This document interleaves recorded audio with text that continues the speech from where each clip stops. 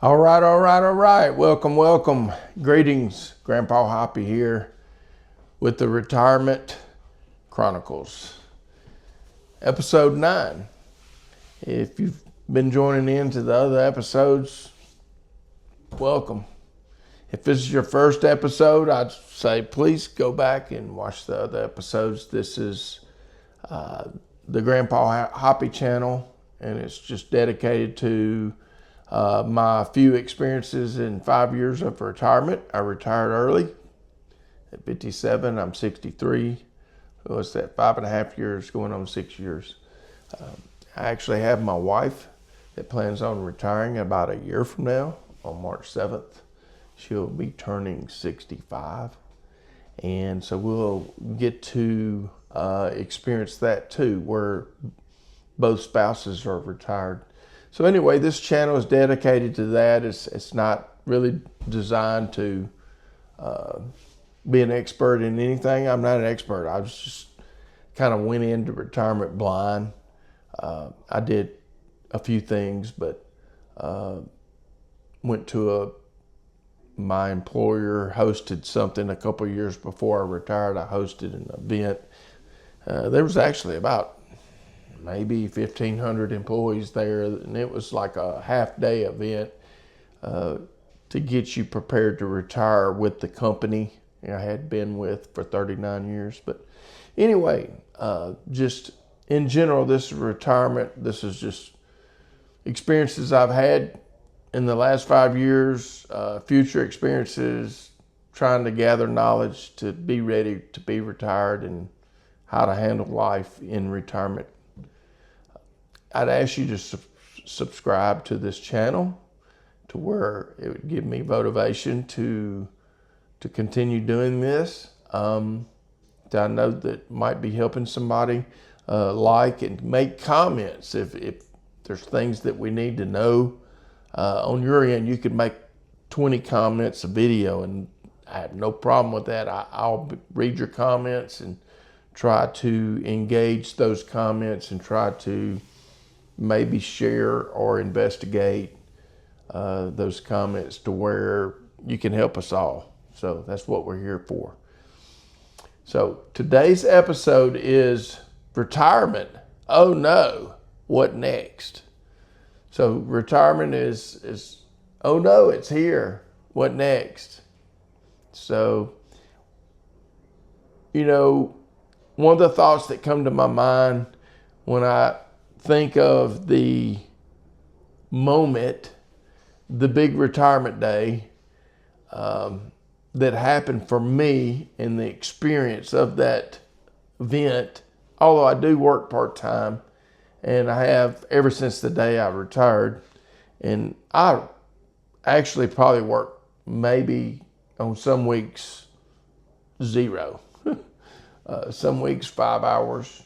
On a really heavy part-time adventure in my part-time job, I might work 20 hours in a week. But for the most part, I probably average 2 hours a week, 4 hours a week. But it's kind of a unique job. But when I retired, it was free at last, but what is next? I mean, that was the thoughts that was going through my mind when it actually happened. I think the first thing you should do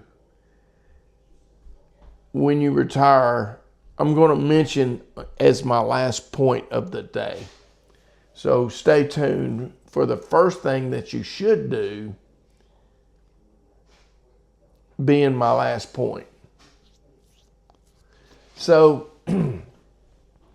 we come from time, we come to a point in time when time in your as you're an elder in life, time is precious.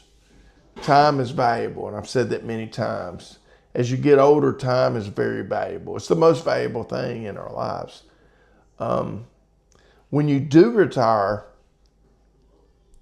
time is precious before you retire. But after you retire, time becomes king. With that being said, what do you mean by time is king? Well, You go from not having time to now you have more time. And so time was basically calculated all for you before you retired. Now you're the calculator. You do the calculation, not someone else or another parameter. Now, I don't know if it's like that for everybody, but it was like that for me. After I retired, time became more fluid. What I mean by that is liquid, meaning you could pour it out of a bottle. Whereas time was concrete before I retired, because I had to clock in at a job. I had days that I had to work. There was no choices. Time was not fluid, time was concrete. The schedule was pretty much concrete. With it being fluid, you can use that to a great advantage. There may be circumstances that you're doing in retirement. You may be helping your wife do something. You may be helping others, somebody at your church. And because time is fluid, you're flexible. You're more flexible. You may not be totally flexible. I don't know. Everybody's story is different. But for me, time is fluid. My schedule is fluid. I can adapt and overcome for the schedule that happens. I can make my schedule for weeks on end, waking up at 4 o'clock in the morning. If need be, I can take a 2-hour nap during the day. If need be, I've got nothing to do. I can be lazy. I can get up at 8, drink coffee and watch videos on YouTube for 2 hours. And then I can go till late in the evening. Even, when I was working, I had to be, in bed by 9 because I had to wake up so early. It's not that way in retirement. Time is fluid. You remember I said the weakest ink, I said this in an earlier video, the weakest ink is better than the best memory. The weakest ink is better than the best memory. And that's a very valid point that a person in age needs to remember. So I would say, let the pencil be your friend and use it and make it a strength. Use that ink to write down things that come to your mind. The first thing I would do would be write down goals as a retired person. Write down visions that you have that you want to do and accomplish, and write them down on paper. It doesn't hurt to write down your budget. It doesn't hurt to write down your schedule. Again, you're fluid on your schedule, so you can make changes, but write those things down. So that brings me to a thought that I have in my life before I retired. So probably it was 5 or 6 years before I retired. I don't know the exact date in my mind, and I didn't research that and write it down for this episode. But my mom had Alzheimer's. Before we even knew she had Alzheimer's, and we went on 6 or 7 years before she passed away, and she did not die of Alzheimer's. She had an accident. It may have been a part of her Alzheimer's brought her to her accident. I don't want to get into what happened, but before we even knew she had Alzheimer's, and when my father died, that's when we were more proactive in her life.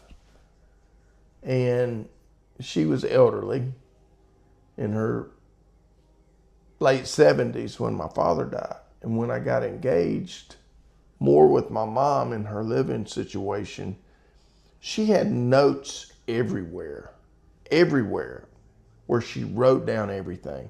She had notes inside the cabinet doors. She had notes in her glove box. She had notes on the GPS. She had notes in drawers everywhere. She had books. She had puzzles. And even the puzzle book she worked every day in the front of the book, it would have notes. I really didn't understand that. I'm like, what is with the notes of my mom? Later, I understood and figured out. I found reading materials where she self-diagnosed herself with Alzheimer's years before. And she read the books on how to battle Alzheimer's. And so she figured out that through these books and the education, she educated herself to self-diagnose herself and not make it aware to the public how to counter the Alzheimer's. Now, I'm not saying all y'all have Alzheimer's. I'm just saying as you get older, your memory is subject.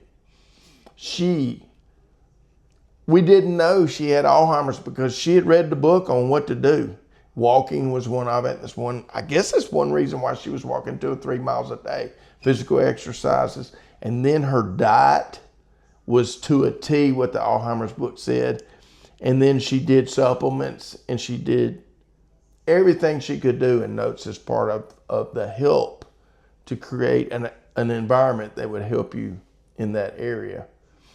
But writing down everything is good, even for people that don't have Alzheimer's. I'm convinced that let the pencil be your friend. Let your schedule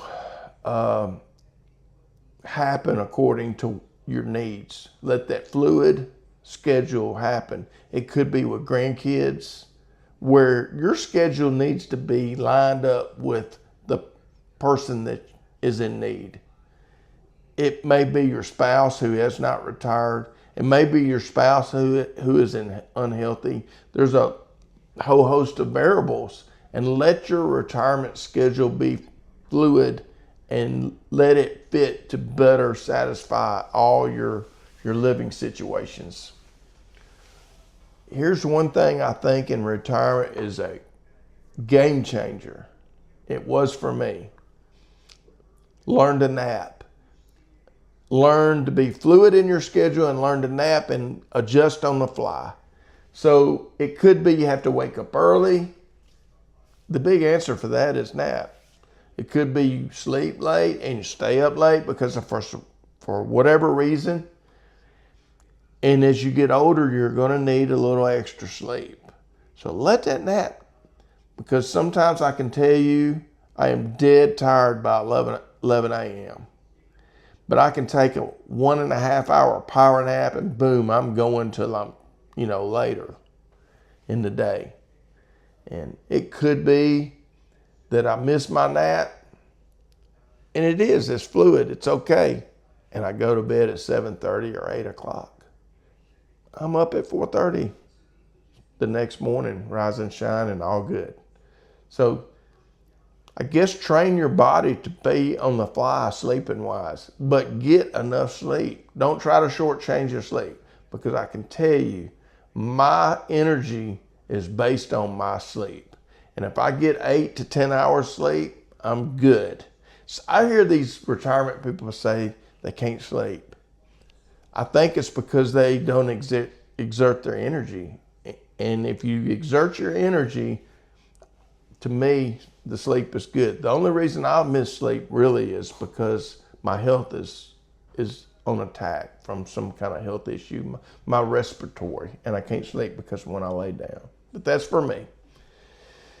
Okay, the big point here, the last point I want to make is when you retire, I saved the best for last. When you retire, even before you retire, but really when you retire, it's a slow process. For me, it has been a slow process. But we need to look at everything in our lives, and we've got to put everything on an accounting schedule. We need to look at every asset, everything in our life, and say, what kind of cost is this?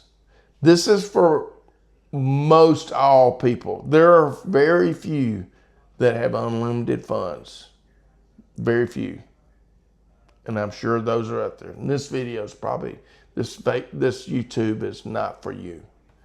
But if you're not like that, you don't have endless money, then you need to observe everything in your life. just some examples. If you got a storage and you're paying for storage, you need to find a way to immediately discontinue that.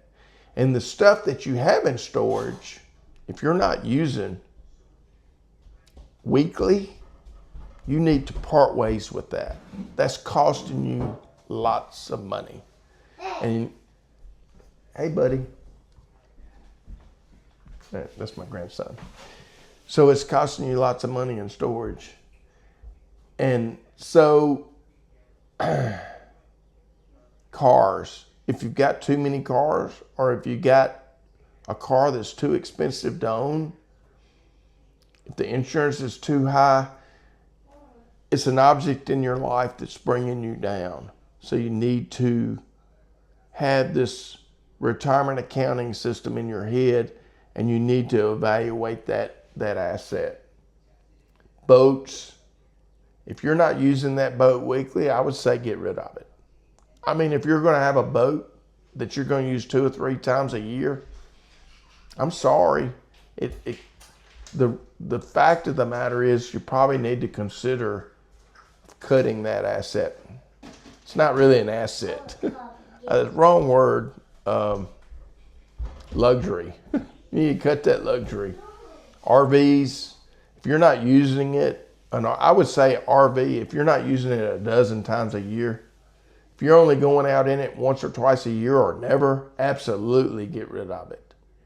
It would drag you down. Campers, fifth wheels, those kind of things. If you're not using it a dozen times a year, that's something that's going to bring you down. It's not going to outweigh. Your benefits are not going to outweigh. It's going to make it to where it cripples you in retirement, especially as you get older. I watched it happen with my grandparents. I watched it happen with my parents. And I don't want to relive those 2 instances where, now they did, there were points in time where, yes, it was great for them. But there's going to be a point in retirement that it's not going to be great anymore. And a lot of people have the idea that they hadn't been able to do that their whole life, and now they're going to do it. And that's fine to have those goals and visions. But if you do buy a camper when you retire and you don't use it, then you need to get rid of it. You had maybe some false expectations of what's going to happen in your life. It can be very, very costly. You got to manage your cost. Toys, other toys. Now this one here is going to probably, these few things I'm going to talk about is going to make a lot of people, their hair stand up and get upset. I just want to share with you. Please don't. It's just a thought. So, your house. Say you bought your dream house 5 years ago when you're at the pinnacle of your working career at 50 years old or 45 years old. And it's got all the bedrooms and the bathrooms and the pantries and the big walk-in closets. And you find yourself, you and your spouse, or just you're in this dream house. You might want to consider evaluating. Are you hosting all your grandkids daily? And you got a house full of people all the time? If so, maybe so. But if that house is mostly empty all the time, you need to consider downsizing. Let's just say you had a house, and these numbers I'm just throwing out there. If you had a house that was worth $500,000, and it's just basically you and maybe your spouse living in that house, you need to consider maybe selling that house and downsizing to a $250,000 house, and take the $250,000 and put in some kind of growing fund that you can use to supplement your monthly income, by $1,000 a month. And that would pay for all your Medicare supplemental insurances. So it's just a thought there. And if you do have these houses, you need to go into these big walk-in closets and pantries and storage sheds that you have out back, and all the items that are in there, if you're not using them, a lot need to part ways. These are costs that you need to downsize. In retirement, that is a major thing we need to do. The cost the things that weighs us down. And what that does, the weight of these things that we have weighs us down from being active in the things that really matter. So that's all for today. I'm going to say farewell today.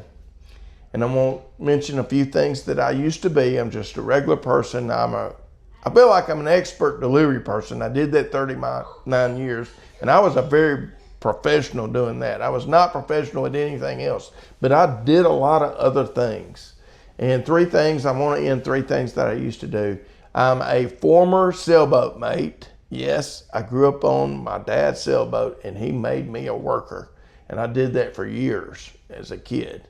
So I'm a former sailboat mate. I'm a former computer programmer, and I went to my first 2 years of college and learned how to computer program, and I even did it for my dad's business, and wrote computer programs. I'm a former real estate developer, and I did buy land and develop dozens of real estate properties and sold them, dozens, and actually wrote contracts. And I did that as an owner, didn't have to have a license. I did go to real estate school and took like 4 college courses, and I did that for a number of years, probably 20 years on and off. So farewell for today. Former sailboat mate, former computer programmer, former real estate developer, because he lives, from the Retirement Chronicles. Grandpa Hoppy out.